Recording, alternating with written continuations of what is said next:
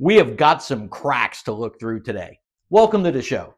If you're trying to figure out how to make money in Florida real estate right now, you cannot afford to ignore what I'm about to show you. We're seeing a shift. It's not a headline yet. It's not on the nightly news. But if you look at the data, the real data, listing by listing, you see the desperation starting to creep in. Today, we're looking at a live listing that checks every single box of a distressed scenario. We're going to use it as a real world lesson in pricing psychology, market timing, and what happens when reality finally kicks the door in. This matters whether you're a buyer, a seller, a realtor, or an investor watching from the sidelines. Buckle up. We're going to talk. Let me be direct with you. You cannot overheat the largest asset class on the planet with stimulus, ultra low mortgage rates, and speculative buying, and then expect it to just calmly glide back to normal. That is not how markets work. That has never been how markets work. Florida is the epicenter this time around. Not because Florida is broken. People still want to live here, but because Florida ran harder, faster, and hotter than almost anywhere else. Boom and bust cycles are not theories. They are history. Anyone telling you there is no risk in real estate right now is not being brave. They're being reckless. Anytime you see overnight appreciation, never before seen highs, and prices completely detached from incomes and carrying costs, you are looking at bubble behavior. Call it what it is. This was not organic growth. This was distorted demand fueled by cheap money. And here's the real danger. If the U.S. housing market rolls over hard, it does not go alone. It takes consumer spending, lending, and confidence with it. So instead of talking in abstracts, let's do what real investing actually requires. Let's look at a real house. We're heading to Orlando today, specifically the Lake Nona and Moss Park area.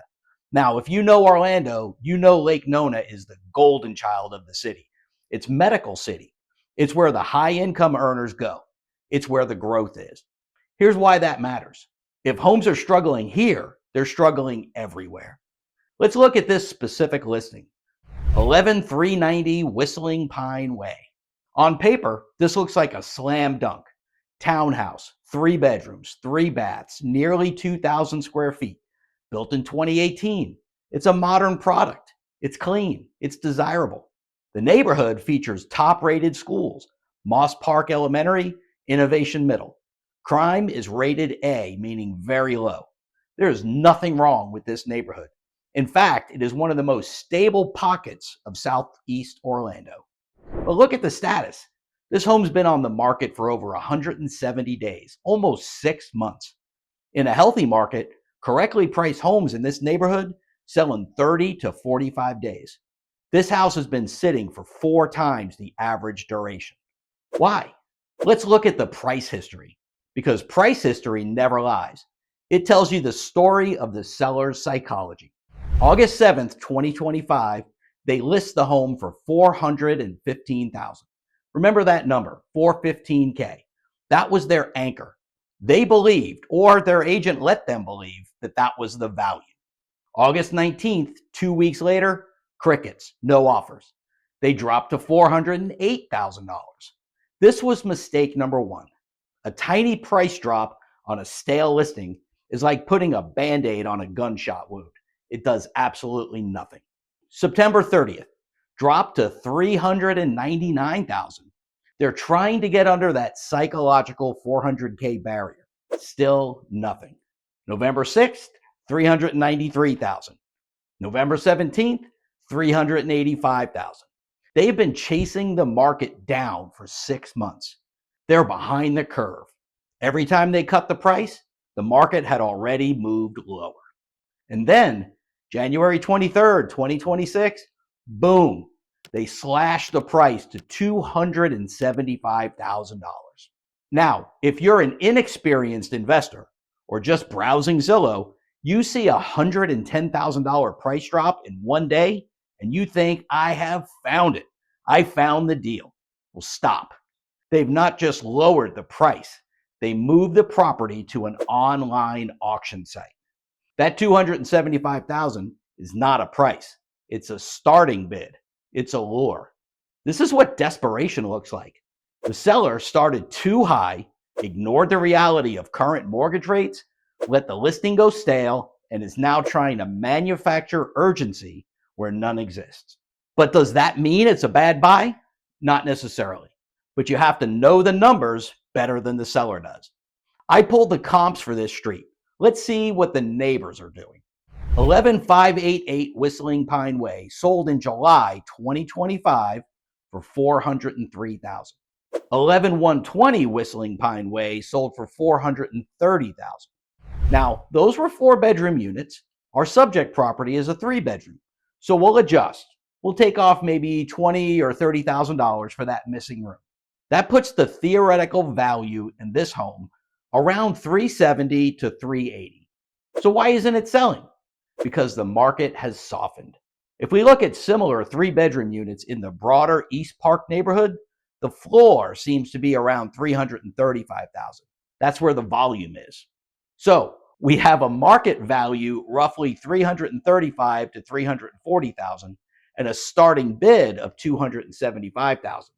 There is a gap there. There is potential equity.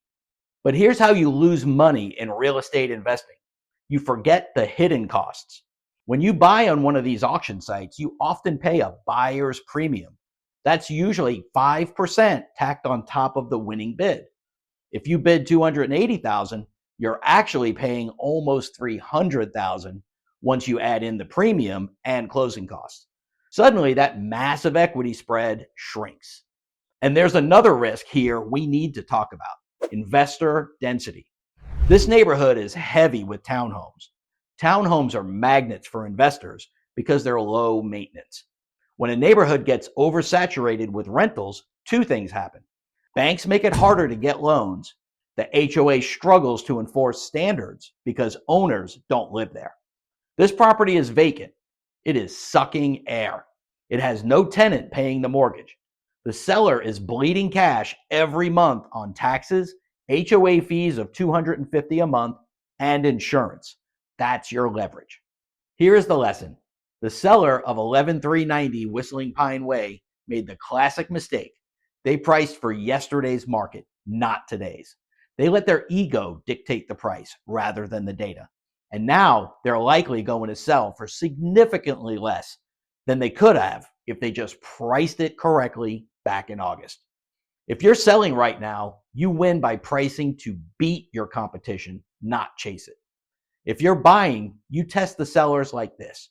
You shake the trees, you find the ones who've been sitting for 170 days and are tired of the pain. If you're an investor, this is how opportunities form. Not from hype, not from listening to the news, but from finding mispricing, stubbornness, and pivot points like this auction scenario. Whether you're buying homes, investing in Florida, or working with an agent who actually understands this cycle, the goal is the same. Protect capital first, make money second. Florida is still a great place. Orlando is still growing. Real estate still creates wealth. But pretending markets only go up is how people get hurt. Know the water you're swimming in. Right now, it's not calm. If you appreciate analysis that tells you like it is, give the video a like, subscribe, and leave a comment below. Tell me, would you bid on this $275,000 house? This has been the Florida Real Estate Insider. I'm still Tom McNamara.